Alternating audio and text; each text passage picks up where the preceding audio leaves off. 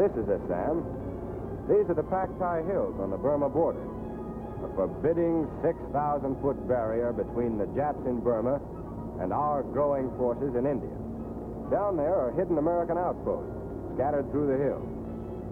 This is one. Call it Station X. Advanced eyes and ears of the 10th Air Force, standing a constant watch for marauding Jap bombers winging over the Paktais, trying to get through to vital Allied bases in India. Although sometimes the Naga tribesmen wander by to trade food for a couple of empty cigarette tins, the 8 men at X are alone. Time hangs heavy. But even while doing the countless personal chores which fill their daylight hours, each man has learned to keep eyes and ears keyed every second for the telltale drone of Mitsubishi Motors in the distance. Even the dog is a terribly important part of every day. Each soldier who starts the tough trek inland to an outpost hitch has volunteered to go, even though there's not a chance in a million of a DSC or Silver Star in this kind of work. At first, the trip's easy, going up by jeep until civilization quits and jungle takes over. GI equipment swings onto elephant back, and off they go again, punching up through the banyans and bamboos, deeper into the wild Naga country, closer up to nowhere. Then the trail ends, and natives shoulder up to push on through trackless brush. These are the headhunters, and those immense knives are used whenever they get a hankering to slice off somebody's head. But so far, GI savvy, combined with a few rupees and a little extra vigilance, have kept them friendly. And out here, that's a life and death matter. Then the long jungle trip's over and the outpost begins. Out on the real tag end of the tag ends of the line. From now on in, it's dehydrated food, unceasing responsibility to the 10th Air Force, and solitude. From now on in, the only link with civilization in the USA will be these C-47 Bananas of the Air Transport Command. The fleet which will carry every ounce of every single thing the GI hermits will get. Before the biscuit bombers skim in low over the bamboo tops on their schedule, the outpost soldiers have been setting up the important indicator panels and whipping wind drift brush fires into shape. By the time the plane dips down for business, they're really excited. Maybe up there in the C-47, this is just another one of the old milk runs. Below, it's a lot more.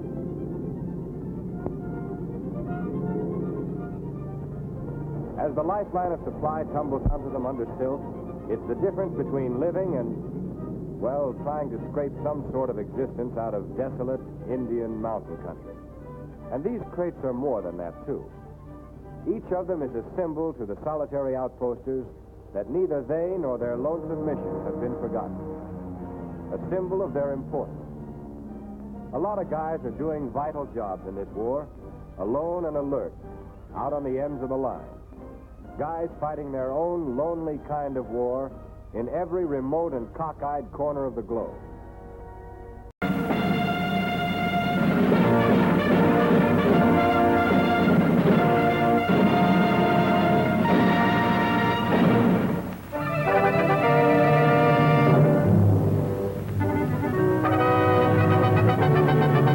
This morning, in the time you spent brushing your teeth, planes of the Air Transport Command were busy flying a distance of 5,000 miles.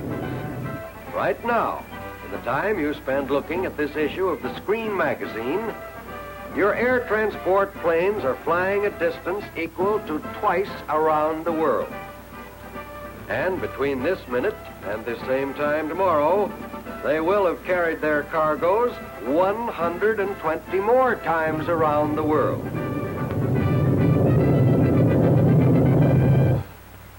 This was our Navy when we entered the war. 1,076 ships, combat and non-combat. Many of these ships have since been sunk. The Pacific, the Atlantic, the Mediterranean. Question: how many ships do we have today? Answer: 14 times as many as we had when we started, thanks to the men and women working in United States shipyards. Here's one for the books about your ally, China. The pay of a private in the Chinese Army is the equivalent of 52 cents a month. He has been fighting the Japanese for 6½ years. In these 6½ years, the Chinese soldier has earned $40.56 and the respect of the entire civilized world. In all U.S. Army posts, one of the most serious problems is fire. Of all the fires that cause damage in U.S. Army posts, 17% are started by, guess what? Soldiers smoking in bed. A very interesting figure. Yow! And that ain't no exaggeration!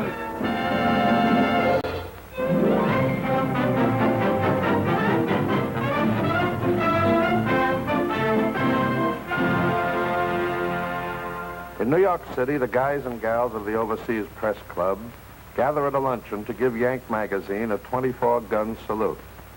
Yours truly is giving out at the microphone under the paternal eye of Mark Twain, another newspaper man who I'm sure would have given his okay to the proceedings. Down at the end of the table is the Army's best-known private, Marion Hargrove. Did I say private? Sorry. It seems the good Hargrove is now a sergeant. Remember those swell stories that came out of Guadalcanal? Well, Sergeant Mac Morris, talking to General Armstrong, is the fellow who wrote them. On the left is Colonel Forsberg, officer in charge of Yank. On the right, Captain Weeks. And that's me again, seated next to Colonel Munson, chief of the Army's information branch, and the father of Yank and Army News Service. Everyone here feels that Yank is doing a terrific job, and they want to be around to see Norman Cousins of the Saturday Review of Literature meet Yank's managing editor, Sergeant McCarty. The Saturday Review is a sort of a highbrow sheet, but it recognizes merit when it sees it. And that's why Mr. Cousins is presenting Yank with an award for its distinguished services to American letters. For Yank magazine is one of the best jobs in journalism to come out of this war. The reason begins right in the New York office. It's for enlisted men. It's run by enlisted men. Here are the fellows who handle the weekly message center department, so popular in North Africa when I was there. This is Sergeant Hofeller, who selects the pictures that populate the barracks walls from Alaska to the Persian Gulf. No. No. Ah, that's better. Much better. In fact, just what the doctor ordered. This is Sergeant Jack Scott, whom I first met in England, where he was learning to qualify as an aerial gunner. Later, he flew with the 8th Air Force over Germany and told Yank readers what it was like. And this is Sergeant Brody, who was in the South Pacific. Before he drew the enemy, he had to fight him.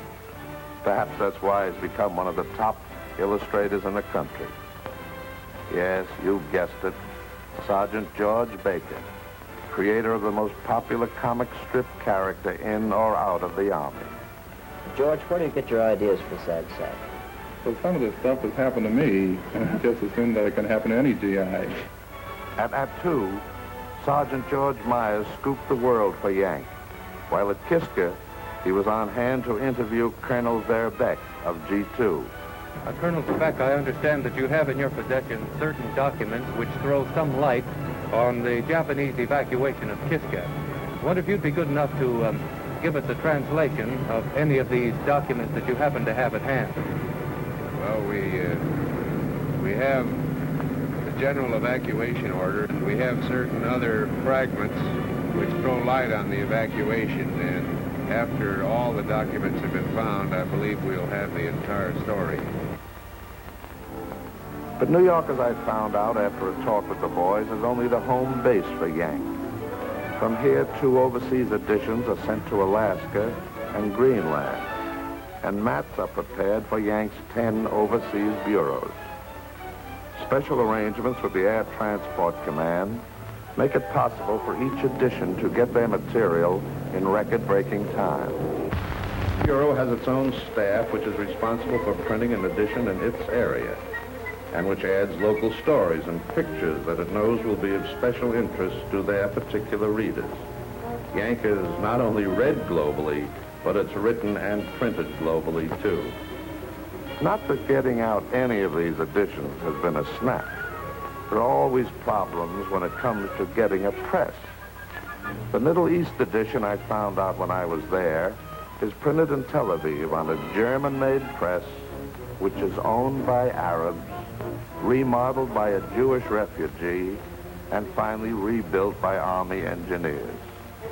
Before the war, it was used only to print grapefruit wrappers. But neither this nor any other overseas edition has ever missed its weekly deadline. Nor has a Yank production crew ever failed to produce an issue in a new area, no matter what obstacles had to be overcome. And take it from an old newspaper man, that's something. But it isn't all, nor is it the reason for Yank's huge circulation and the 1,000 letters it receives every week from soldiers and sailors. The real reason, as I found in England and in North Africa, was that Yank gives the fellows a chance to sound off about what's on their mind. The world over, the Yank soldier feels that Yank magazine is one of the strongest links between him and the rest of the Army. But Yank magazine can only do a part of the job of letting the GIs throughout the world know what's cooking. The other part must be done by the Army News Service, the largest news agency ever operated. And here in New York, enlisted men drawn from all theaters are working overtime to see that the American soldier and sailor is the best informed fighting man in the world. Headline news is taken from the leading wire services, while all the daily papers throughout the country are culled for sport news, Broadway rumor, and Hollywood gossip. And except for purposes of security, nothing is censored. Nothing is hoped up. Make with the facts and let the men draw their own conclusions is the policy of the Army News Service.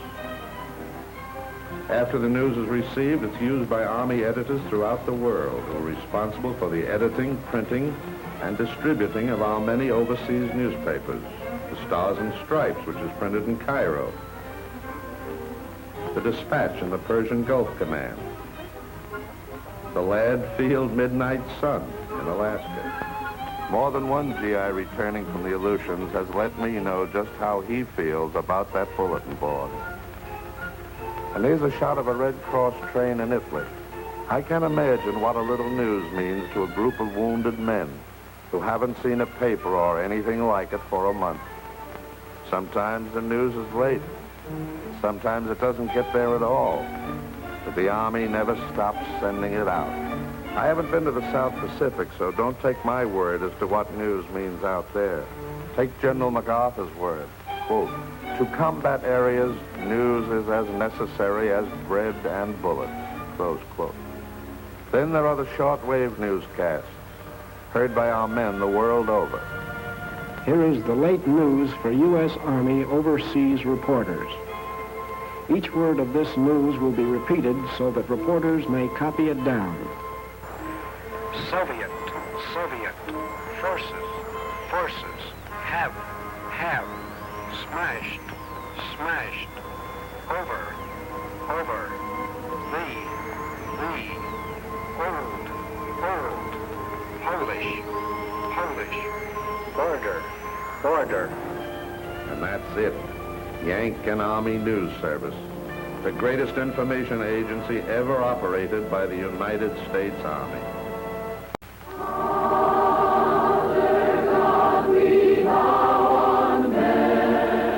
Dear Army-Navy Screen Magazine, we hear there's a new show back home called Oklahoma. An Army nurse out here can sing a couple of songs from the show, but she doesn't remember the words. The guys in Company K wish you'd do some of the music in the Screen Magazine.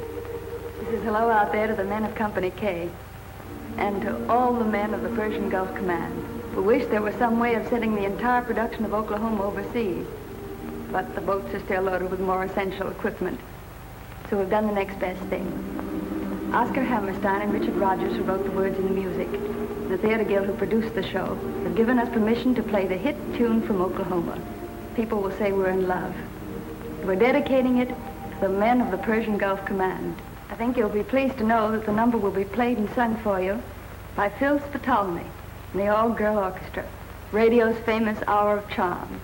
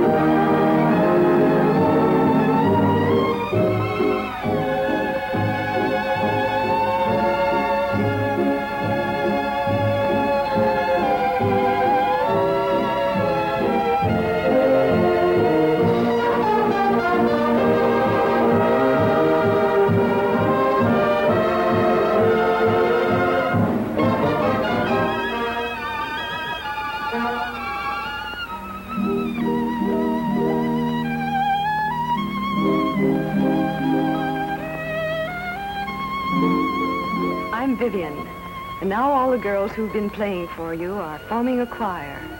As you know, everyone who plays in the orchestra and plays an instrument also sings. No, no, no, no, no, no, no, do-a-do, do-a-do. No, no, no, no, no, no, no, do-a-do, do-a-do. Don't play, my charm too much, and don't look so vain at me. No, don't stand in the rain with me. People say we're in love, they'll say we're in love, so don't take my arm too much. No, no, no, don't keep your hand in mine. Oh, your hand is so grand in mine.